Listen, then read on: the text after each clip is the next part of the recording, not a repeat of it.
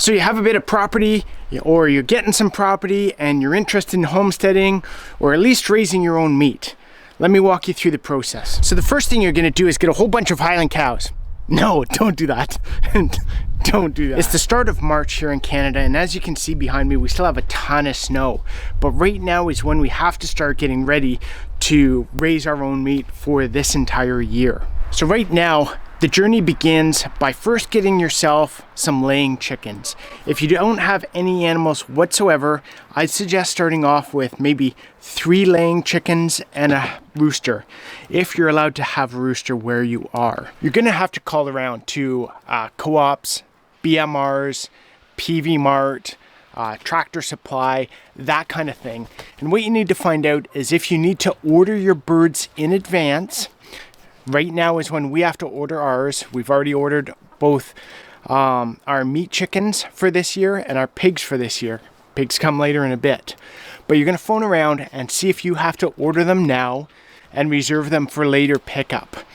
The other thing to find out at the same time is if you have to reserve them now, or the store will have some later that you can go in and buy. The best option though is always get them up front, reserve them, and then they're there for you when you're ready. What that'll do is by having 3 laying birds and a rooster, you'll be getting eggs every day. And it depends on your family too. If you have a large family and you eat a lot of eggs, you might need to go to say 4 or 5 roosters. However, 3 works really well because you'll probably get about 3 eggs a day. And having the rooster, it helps protect the hens. If you allow them to forage, the rooster's always looking for food, finding food for them.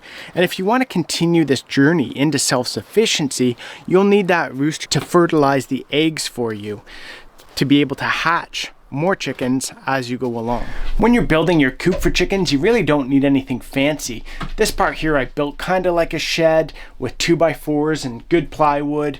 It worked out really well. We insulated it. The section I'm standing in here is kind of our outer section. It was built with some logs, leftover plywood. The floor is actually logs with some old plywood on top of it. And this is where we store our feed, as well as in the summer we have a section right behind me where the baby birds stay. But if you're able to build any small little coop, all you have to do is insulate it a wee bit. And for us as well, what you'll see is some snow in there. We actually put snow in the coop in the cold weather because our water freezes out here. And then the chickens just eat the snow and we don't have to worry about refilling the water every day. So then you're thinking to yourself, well, he just told us to get some laying chickens and a rooster. That doesn't really provide us meat. No, it doesn't, but it provides you eggs, which is a type of meat, type of protein, right? Okay. And then you can also, if you want, get some heritage breeds that are dual purpose. For us in Canada, Chanticleers are a great one. If you continue to raise them up and breed them, then you can eat them as well. However, for us, we buy meat birds because our Chanticleer flock is still small. So getting your meat chickens is one of the first ways I'd suggest on raising your own meat for the year. If you haven't done it before, I'd suggest maybe getting 10 to start. It's a great way to see if 1, you're actually able to harvest birds, 2, to see if the process actually works for you. Sorry for the noise, Mr. Hound Dog. And you've probably seen on the YouTube videos and that people raising pasture poultry, having their chicken tractors, moving them around a large field. You can do that and I highly recommend. We don't have the space to be able to do that. So for what we've done with our birds is we've got this electric netting and we'll put that around the back of our garage and the chickens can stay in there. We will move it around a bit depending on how much damage they do to the area, because chickens will do a bunch of damage if they're in one area. So like the laying hens, the meat birds are the same. You're gonna phone around to the different places and see about ordering some chickens for a few months down the road pickup. I believe we usually get ours at 3 weeks old. That way they've got a good start. We know they're ready to go. We don't have to care for them too much at the very beginning. It just makes it a lot easier for us. For us as a family, with the 2 of us and then the 3 boys, and we have the boys every other week, we get about 50 chickens now each year to be able to harvest. And we do harvest some of our Chanticleers as well. If we have roosters that hatch, when we incubate them, we'll raise them up for a little bit and then harvest them later. Now, the good thing with meat chickens, again, is it kind of gets you into the spirit of if you can actually do this going forward. If you're able to take a life, if you're able to dress it, if you're able to store it, that sort of thing. Meat birds are a great introduction into how that all begins and gets going. Unfortunately with meat birds too, is the reason I suggest 10 to start if you're getting started is usually you'll lose a few at the very start. You can talk to anyone who's homesteaded, and if they've done any meat birds at all, they almost always lose some at the very start. The weirdest situations, it could be predators, it could be heart attacks, it could be broken legs and they can't eat, or just suddenly they drop dead. You never know. So say you want to go further than that. You know you're comfortable harvesting an animal. You've done it before. Maybe you've hunted, maybe you've helped, maybe you have already done that part. The next thing I'd suggest is getting pigs. For us, again, for our family, 2 pigs works pretty good for the year. And for those, it's the same as the birds. Right now, you're going to be looking around for some places where you can order your pigs.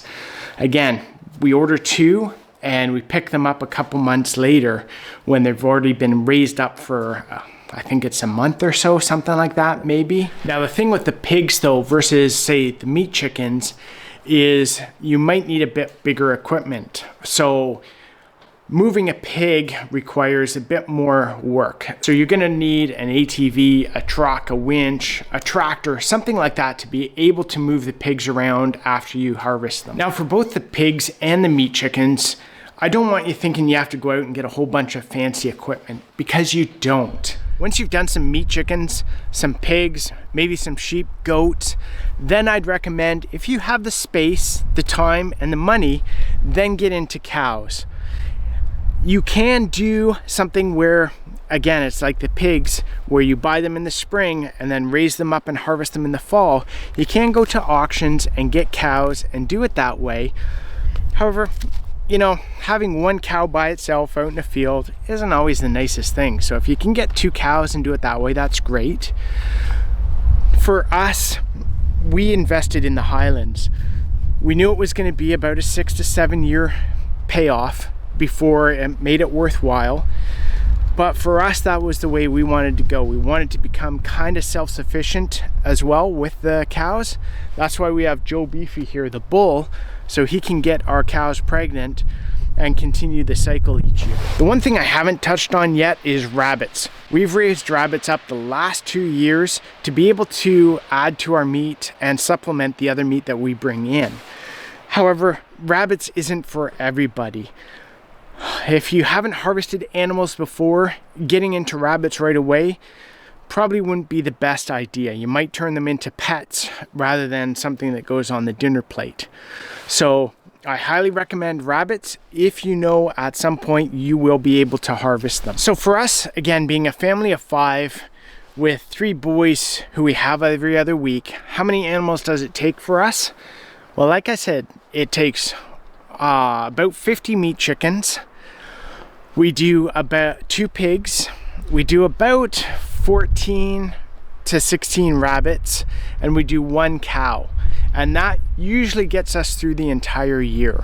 So guys, if you like this video and want more information on this, be sure to leave a comment, but also go hit up this video right here on harvesting our own cow. You'll get a little more out of it and the process that you have to go through for it.